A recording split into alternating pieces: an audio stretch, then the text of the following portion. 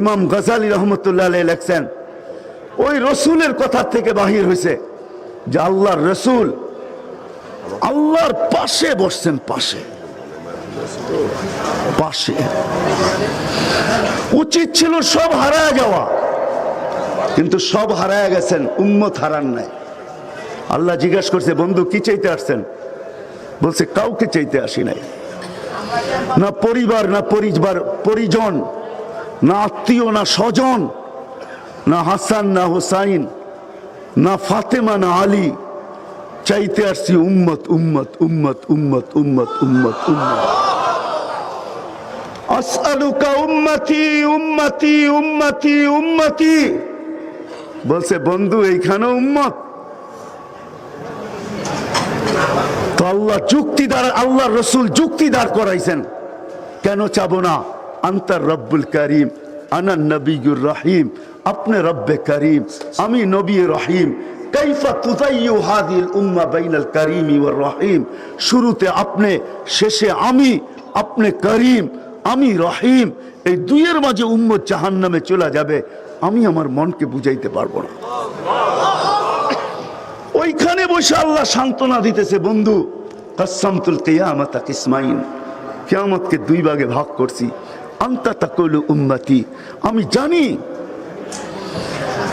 আপনি উম্মতি বলে চিৎকার দিতে থাকবেন আর দৌড়ে ছুটতে থাকবেন। আমি 99 রহমত আপনার উম্মতের জন্য রেখা দিছি। ওই দিন আপনি চাবেন আমি দিব, সুপারিশ করবেন আমি কবুল করব। কিয়ামতের মাঠ আপনার আর আমার, বন্ধু চিন্তার কোনো কারণ নাই। তাতেও আল্লাহ রসুল শান্ত হইতেছেন না। তারপরে আল্লাহ বলতেছেন, লা উখজিকা ফি উম্মতিক, আপনার উম্মতের ব্যাপারে আমি আপনাকে লজ্জিত করব না। যে আরো সে যায় বলে নাই। আমি মানি মুসা আলাইহিস সালাম কালিমুল্লাহ, ঈসা রূহুল্লাহ, আদম সফিউল্লাহ, ইব্রাহিম খলিলুল্লাহ। ১৬ লক্ষ নবীদের ভিতর থেকে রসুল হইল ৩১৩ জন। ৩১৩ জনের ভিতরে প্রথম সারির হইলেন ৫ জন।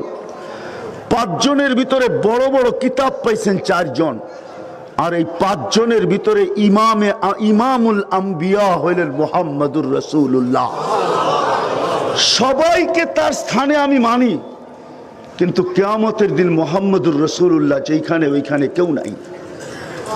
আমি আপনাদেরকে দেখাইতে চাইতেছি। আম্মা জান আয়েশা রাদিয়াল্লাহু তাআলা আনহা বলতেছিলেন, ইয়া রাসূলুল্লাহ, কিয়ামতের দৃশ্যর কথা বলতেছিলেন।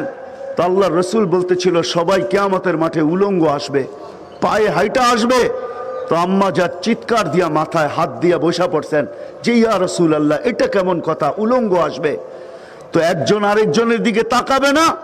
তো আল্লাহর রাসূল চোখে পানি নিয়ে বলতেছিলেন, ইয়াউমুন আসির, আয়েশা বড় কঠিন দিন। তো বলছে, কঠিনত্বের চিত্র তো কোরআনে তুলা আছে, কিন্তু আল্লাহ রসুল আরেকটু বেশি বলছেন, আয়েশা তোমাকে এক চিত্র আমি শুনাইতে চাইতেছি। মুসা আলাইহিস সালাম, যিনি কালিমুল্লাহ, আল্লাহর সাথে কথা বলতেন, যার তৌরাত কিতাব আল্লাহ নিজের হাতে লেখছেন, বলতেছে ওই মুসা আলাইহিস সালামকে আমি কিয়ামতের দিন দেখতেছি মুতালাফফিফুন বিউমুদিল আরশ, আরশের খুঁটি ধরে চিৎকার দিতেছে আর বলতেছে, রব্বি লা আসআলুকা নাফসি, লা আসআলুকা উম্মি, আমি আমার মাকে চাই না আজকে, ওয়ালা আসআলুকা উখতি, আমি আমার বোনকে চাই না, আসআলুকা নাফসি, আমি চাই আপনি আমাকে বাঁচান, আমাকে বাঁচান। বলছে মুসা, আয়েশা ওই দিন কারো কারো দিকে তাকানোর সুযোগ হবে না। তারপরে আরেকটু চিত্র তুলে ধরছেন, ফাজি আবি জাহান্নাম, আয়েশা জাহান্নামকে নিয়ে আসা হবে, ফায়াসিহু সাইহাতান, একটা চিৎকার দিবে জাহান্নাম। চিৎকার দিতে দেরি জিবরিল আলাইহিস সালামের মতো ফেরেশতা মাথা ধরে চিৎকার দিয়া বসা পড়বে আর বলবে, রব্বি সাল্লিম সাল্লিম, রব আমাকে বাঁচান, আমাকে। ওই দিন শুধু একজন পাবেন, একজন পাবেন, একজন, যিনি ছুটতে থাকবে আর চিৎকার দিতে থাকবে, রব্বি উম্মতি, রব্বি উম্মতি। ছুটতে থাকবে আর চিৎকার দিতে থাকবে। ছুটা বোঝেন? দৌড়াইতে থাকবে আর চিৎকার দিতে থাকবে, রব্বি উম্মতি, উম্মতি, উম্মতি, উম্মতি, উম্মতি। বলে চিৎকার দিতে থাকবেন। আল্লাহ রসুল বলে আমার মনে পড়বে উম্মত মনে হয় পিপাসায় কাতর, তো হাউজে কাউসারের কাছে দৌড়ে আসবেন, দেখবেন হ্যাঁ কাতর হয়ে পড়ে আছে পিপাসায়, তো নিজের হাতে উঠাবেন, পেয়ালা নিজের হাতে ভরবেন, ঠোঁটে লাগাবেন আর বলবেন তাশরাব তাজমান বাদাহা লা তাজমান বাদাহা আবাদা, পান করো, এক ফোঁটাও যদি ভিতরে নিতে পারো আর জীবনে কোনোদিন পিপাসা লাগবে না। আবার মনে উঠবে মিজানের কথা, তো আবার এইখান থেকে চিৎকার দিবেন আর ছুটবেন, ছুটতে ছুটতে ছুটতে ছুটতে মিজানের পাল্লায় যদি দেখেন যে আমার আমল নামা সামনে ঝুঁকতেছে না, তো দুনিয়াতে যেই কটা দুরুদ এখন পড়তেছি সবগুলা রাখার ভান্ডার আছে।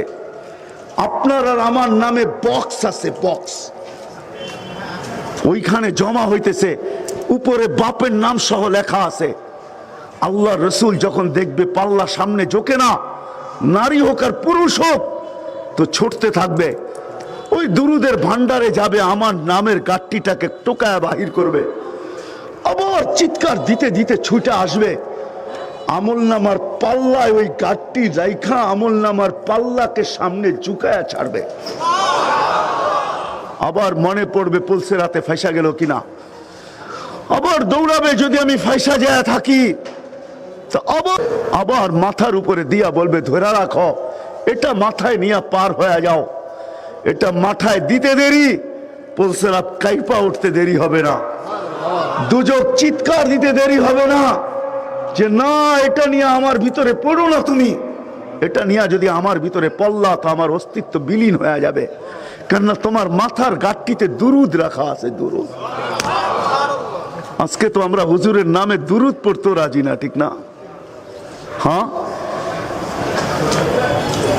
ওই দয়ার নবী যিনি 3 জায়গায় ছুটতে থাকবেন বরাবর, আল্লাহর পাশে হাত, মাকামে মাহমুদের চেয়ার রাখা থাকবে, চেয়ার রাখা, আল্লাহ বলবে বন্ধু বসেন, বলছে না বসবো না, বলছে কেন, চেয়ার তো আপনার জন্যই আনা হয়েছে, বলছে আমি বসলে উম্মতের জন্য ছুটবে কে, উম্মতের জন্য চিৎকার দিবে কে, উম্মতের জন্য আপনার কাছে চাবে কে, উম্মতের জন্য সুপারিশ করবে কে, জান্নাত থেকে পোশাক আনা হবে, বলবে পড়েন, বলে পড়বো না, বোরাক আনা হবে, ওঠেন জান্নাতে চলেন, বলে না উঠবো না, বলবে কেন, বলে একজন উম্মত জাহান্নামে থাকা পর্যন্ত না পোশাক পরবো না বোরাকে উঠবো, এমন না হোক আমাকে পোশাক পরানো হয় আর বোরাকে উঠায় আমাকে জান্নাতে নিয়ে যাওয়া হয়, তারপর আর আমি উম্মতের জন্য কিছু করতে না পারি, এমন যেন না হয়,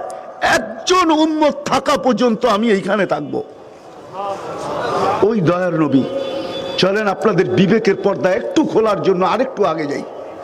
যেই রসুল কবর থেকে উঠবে, কবর থেকে, লম্বা হাদিসকে আমি শর্ট করতেছি, জিবরিল আলাইহিস সালাম যখন পর মারবে মাকামে মাহমুদে নিয়ে যাওয়ার জন্য, আর বলবে কুমিয়া হাবিবার রহমান, আল্লাহর বন্ধু উঠেন, তখন কবর থেকে উঠবেন, চোখে থাকবে পানি, মুখে থাকবে আওয়াজ, আওয়াজটা হবে চোখে থাকবে পানি, ওহুয়া ইয়াবকি ওয়া ইয়াকুল, চোখে পানি থাকবে, মুখে চিৎকার থাকবে, জিবরিল আইনা উম্মতি, আইনা উম্মতি, আমার উম্মত কোথায়, উম্মত কোথায়, আওয়াসালা শাফিরি জাহান্নাম, আমার উম্মত কি পুলসিরাতের কিনারে চলে গেছে, তো জিবরিল আলাইহিস সালাম আশ্বস্ত করবে। আমি 2-4-5 মিনিটের ভিতরে শেষ করতেছি, এই জন্য বলতেছি জিবরিল আলাইহিস সালাম বলবে আপনার উম্মত এখনো ওঠে নাই, ডান দিক থেকে উঠবে আবু বকর সিদ্দিক রাদিয়াল্লাহু তাআলা আনহু, বাম দিক থেকে উঠবে ওমর রাদিয়াল্লাহু তাআলা আনহু, আপনার পায়ের নিচের থেকে উঠবে বেলাল রাদিয়াল্লাহু তাআলা আনহু, এখনো ওঠে নাই, উম্মত কোত্থেকে উঠবে? ওই দয়ার নবী বলতেছেন, ওই নবীজি, আল জাফা কুল্লাল জাফা, আল জাফা, আল জাফা কুল্লাল জাফা, और से बड़ो जालिम क्यों नहीं, अल जफा कुल्लल जफा, ওর চেয়ে বড় জালেম কেউ নাই, কেউ নাই, কেউ নাই, কেউ নাই। আজানের আওয়াজ শুনলো কিন্তু মসজিদে আসলো না। আপনি পাবেন একটু দয়ার নবী, যার দয়ার পরিধি এতটুকু, সে বলতেছে ওর চেয়ে বড় জালেম কেউ নাই। যার কারণেই আব্দুল কাদের জিলানী রহমতুল্লাহ আলাইহির কলম সাহস পাইছে যে এই কথা লিখতে, যে শুকর সকালবেলা উঠা বলে আল্লাহ প্রথম দৃষ্টি যেন কোনো বেনামাজির উপরে না পড়ে। কথা কিন্তু অনেক দূর থেকে চলে গেছে, ছোট্ট একটা বয়স, থাকার সুযোগ এখানে কারো ছিল না, কারো নাই, কেউ থাকবে না, সবাইকে চলে যেতে হবে। কবির কথাই সত্য, মৌত কাউকে ছাড়ে নাই। ওইখান থেকে বাহির হয়ে গেছিলাম। আজল নে না ছোড়া কেসরা না দারা, কাউকে মৌত ছাড়ে নাই। শুধু ঐতিহ্য রেখা দিছে, ঐতিহ্য। সোনার গা আছে কিন্তু ঈশা খা নাই, তাই না? বিক্রমপুর আছে রাজা বীর বিক্রম নাই, আহসান মঞ্জিল আছে নবাব আহসানুল্লাহ নাই, লালবাগ কিলা আছে কিন্তু মালিক নাই। হ্যাঁ হ্যাঁ হ্যাঁ, শাহজাহানের লাল কিলা আছে কিন্তু শাহজাহান নাই। আকবরের দিনে এলাহির চর্চা, আওয়াজ আছে, নাম আছে কিন্তু আকবর নাই। আছে? হ্যাঁ, আমরাও থাকবো না, চলে যাব, সবাই চলে যাবে, থাকার সুযোগ এখানে কারো নাই। কবির কথাই সত্য, ঐতিহ্য থাকবে। যদিও নিশা আছে, নিশা, কবির কথাই সত্য ছিল, তুঝে বচপন নে বরসুম খিলায়া। একটা সময় ছিল লুঙ্গি মাথায় বাঁধলেও কেউ কিছু বলতো না, ঠিক না? হ্যাঁ, আবার আরেকটা সময় আসছে জওয়ানি নে মজনু বানায়া, যৌবন আসার পরে মাতাল হয়ে গেছে, মাতাল, ঠিক না? কি মনে হয় বোঝেন না আমার কথা, ঠিক না? আপনারাও বোঝেন না, যুবকরাও বোঝে না মনে হয়, ঠিক না? আগে তো ঘাস খাওয়া গোড়া ছিল, ঠিক না? ওটার উপরে উঠলে মাতাল হইতো, ঠিক না? এখন তো পেট্রোল খাওয়া গোড়া, ঠিক না? পেট্রোল খাওয়া গোড়া বোঝেন কি? এটার উপরে উঠলে আর হুঁশ থাকে না, ঠিক না? এই পর্যন্ত এই যাত্রাবাড়ির রোড কত যুবক কেনা ছিনায় নিল, ঠিক না? কি এই দিক দিয়া যাত্রাবাড়ির ফ্লাইওভারের ফিতাও কাটা হয়েছে, সাথে সাথে ওই দিন আবার আজরাইলও ফিতা কাটছে, ঠিক না? কি সেলফি তুলতে যায় জান শেষ, ঠিক না? ভাবছে বন্ধুদেরকে তাক লাগাবে যে প্রধানমন্ত্রী ফিতা কাটছে, দেখ আমিও সেলফি দিয়া ফিতা কেটে দিলাম, কিন্তু ওই সেলফির খবর যায় না, মৌতের খবর গেছে, ঠিক না? এটাই সত্য। আল্লাহ এটাই বুঝাইতে চাইতেছে, শাবাব লা ইয়াক্তারুকা শাবাবুকা। আমি কিন্তু হাদিসে কুদসি বলতেছি, আল্লাহ যুবককে বুঝাইতে চাইতেছে, শাবাব লা ইয়াক্তারুকা শাবাবুকা, যুবক যৌবন যেন তোকে ধোঁকা না দেয়, মাতাল না করে। কামশিম মিন শাব সাবাকাকা ইলাল মউত। কত যুবককেই তো আমরা বুক ভরা আশা, চোখ ভরা স্বপ্ন সহ কবরে ঢুকায় দিছি। সকালবেলা বাহির হয়েছে সাইজা গুজা, তেলের চালিত ঘোড়ার উপরে বসা, ভাবতেছে সবাইকে ওভারটেক করবে। ওভারটেক করতে করতে করতে 5 মিনিট পরে দুনিয়া ওভারটেক, সিধা আখেরাত, ঠিক না? কি খবর চলে আসছে বাড়িতে, ঠিক না? কি গেছিল ঘোড়ার পিঠে, এখন আসতেছে খাটুল্লার পিঠে, ঠিক না? খাটুল্লা চিনেন? খাটের পিঠে আসতেছে। এটাই সত্য। জওয়ানি নে মজনু বানায়া, বুড়া পে আকে ফির ক্যা ক্যা সতায়া। বুড়া যখন হয়ে যাবে খুনখুনে, তো কত ধরনের যাতনাই না শরীরে বাড়বে, ঠিক না? না বাড়বে না?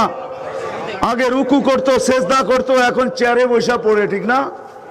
কি ঝুঁকলে রুকু করলে উঠতে বসলে উঠতে পারি না, উঠলে বসতে পারি না, তো কি করেন, কিভাবে পড়েন? চেয়ারে বয়া বই পড়ি। এখন মসজিদে মুসল্লির চেয়ে চেয়ার বেশি। আরে আপনাদের এইখানে নাই, কিন্তু সোসাইটি এরিয়ায় যান, যান আজাদ মসজিদে যায় দেখেন কত চেয়ার রাখা আছে। জন গুলশান বনানী বাড়ি দ্বারা যায় দেখেন মসজিদে কত চেয়ার রাখা আছে। কবির কথাই সত্য, থাকা যাবে না, চলে যেতে হবে। কেউ থাকে না, আমরাও থাকবো না।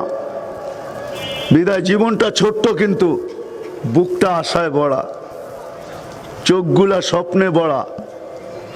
সবাই চাই এই ছোট্ট জীবনটা সুখে থাকতে, মরার পরেও চির সুখের জায়গা যাইতে সবাই চাই। কিন্তু যেইখানে তালাশ করতেছি ওইখানে সুখ নাই। কিন্তু এটা আপনি জানা নেন, খোদার কসম, রাগ হয় না আমার উপরে। আপনাদের মিডিয়ালারও রাগ হইতে পারে, পায়ে হাত রেখা বলতেছি। আপনাদের বুকস আর শিক্ষা আমাকে এই কথা কোনোদিন বুঝাইতে পারবে না যে না, সুখ দুনিয়ার বস্তু দ্বারা আসবে। কারণ আপনাদের উন্নত দুনিয়া আমি কম চষা বেড়াই নাই, বা কম চষতেছি না। আমি যদি ওগুলা না দেখতাম বারবার, তাইলে হয়তো আমি আপনাদের কথা মেনে নিতাম। কিন্তু আপনি আমাকে বুঝাইতে পারবেন না। আমার এখানে হাজারো কান্না সেভ করা আছে, হাজারো কান্নার দৃশ্য আমার এখানে ভরা আছে। আমি প্রতি সফরে হাজারো কান্না আমার চোখে দেখি, চোখে।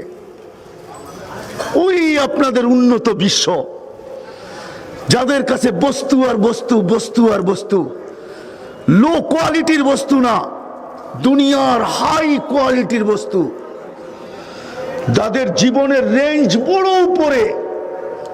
আপনি আমেরিকা বলবেন, কানাডা বলবেন, ইউরোপ বলবেন, অস্ট্রেলিয়া বলবেন, আর জার্মানি বলবেন, আর জাপান বলবেন, আপনাদের পায়ে হাত রেখা বলি কসম খোদার, চষতে চষতে আমার জুতা শেষ। দেখতে দেখতে আমার আর দেখতে পারতেছি না, বিরক্তি ভাব চলে আসছে। মাঝে মাঝে নিজেই হারায়া যাই যে হায়, আমার দেশের মানুষকে আমি বুঝাইতে পারলাম না, আমার দেশের, আমার জাতিকে আমি বুঝাইতে পারলাম না।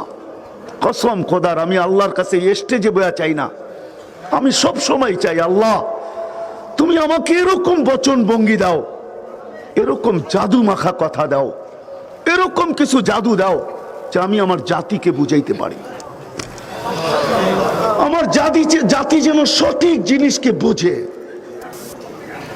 যে সুখের আশা আমাদের দিলে ভরা, যে সুখের স্বপ্ন আমাদের চোখের সবার সামনে ছলছলে ঝলঝলে, ওটা বস্তু দ্বারা অর্জন করা সম্ভব না। যদি সম্ভব হইতো তাহলে উন্নত বিশ্বের সুসাইডের মাত্রা এত বেশি হইতো না। দুনিয়ায় গরিব দেশে সুসাইড নাই, উন্নত দেশে সবচেয়ে বেশি আত্মহত্যার মাত্রা সবচেয়ে বেশি ধনী দেশে। মানেন আমার কথা? হ্যাঁ, মুসলমান দেশে আত্মহত্যার মাত্রা অনেক কম। আল্লাহ মুসলমানদেরকে এটার থেকে হেফাজত করুক। যদিও এটা মহাপাপ, কিন্তু উন্নত দেশে আত্মহত্যার মাত্রা অনেক অনেক গুণে বেশি। আপনি শুনছেন, চোখে দেখেন নাই। আমি দুইবার দেখছি জাপানে যেই পাহাড়ের উপরে আত্মহত্যার জন্য নির্ধারিত। আমি ওই দেশ দেখছি যেই দেশের ভিতরে কোনো ব্যক্তি যদি আত্মহত্যা করতে চায় তাহলে সরকারিভাবে অনুমতি দেওয়া হয়। সেটা হলো সুইডেন। সুইডেনে কোনো ব্যক্তি যদি আত্মহত্যা করতে চায়, সরকারের কাছে দরখাস্ত করে, তো সরকার মঞ্জুরি দিবে, তুমি আত্মহত্যা করতে পারো, তোমার জন্য অনুমতি আছে, যাও। আপনি আমাকে বুঝাইতে চেষ্টা করেন না, আমি আপনাদেরকে এই জন্য নিয়ে যেতেছি। আমি যদিও সুর দিতে পারবো না, আপনাদের প্রাণ কায়রা নিতে পারবো না, আমার কথা এরকমই, কিন্তু আমি বুঝাইতে চেষ্টা করতেছি। যেই দিল বড়া আমাদের আশা যে আমরা সুখের একটা ছোট্ট জীবনটা, এক সুখ চাই, শান্তি চাই, মরার পরে সুখ আর শান্তি চাই, ওটাই বস্তু জগতের ভিতরে রাখা নাই। কসম খোদার রাখা নাই, নাই নাই নাই নাই নাই নাই নাই। যার কাছে বস্তু যত বেশি, সে তত বেশি পরেশান। 2, 4, 20টা না, 10টা না, 30টা না, সে তত বেশি পেরেশান। রাগ হয় না, পায়ে হাত রাখা বলি, ঢাকা শহরে যতগুলা বৃদ্ধাশ্রম আছে একজনও গরিবের মা বাবা পাবেন না, একজনও না গরিবের মা বাবা। আপনি পাবেন ওদের মা বাবা যাদের টাকা দিয়া ব্যাংক চলে, যাদের টাকা দিয়া ব্যাংক চলে, যাদের ফ্যাক্টরির আয় দ্বারা হাজার হাজার মানুষের সংসার চলে, ঘর চলে, বিরাট বিরাট শিক্ষিত, এডুকেটেড, দুনিয়ার বড় বড় ইউনিভার্সিটির থেকে ডিগ্রি প্রাপ্ত, বিরাট বিরাট পদের মালিক, ওদের মা বাবা পাবেন বৃদ্ধাশ্রমে। কসম খোদার, কোন রিক্সাওয়ালার মা বাবা পাবেন না। যদি বস্তুই মানুষকে সুখ দিত তাহলে ওই মা বাবাকে সুখ দিল না কেন? সে বৃদ্ধাশ্রমে ধুইকা ধুইকা মরে কেন? সে সন্তানের কাছে নিজের গায়ের রক্ত দিয়ে চিঠি লেখে কেন? সে চোখের পানি ঝরাইতে ঝরাইতে সে মৃত্যুর কোলে পতিত হয় কেন? কিন্তু একটা রিক্সাওয়ালাকে বলেন তোর মাকে দিয়ায়, তোর বাবাকে দিয়ায়, এইখানে কাউকে জিজ্ঞাসা করেন রিক্সাওয়ালা থাকলে, ও 20টা গালি দিবে। ও বলবে রিক্সা কেন, দরকার হলে রক্ত বেচবো, গা দরকার হলে কিডনি বেচবো, তারপরও মাকে পালবো। বস্তু দিয়ে সুখ আনা যায় না।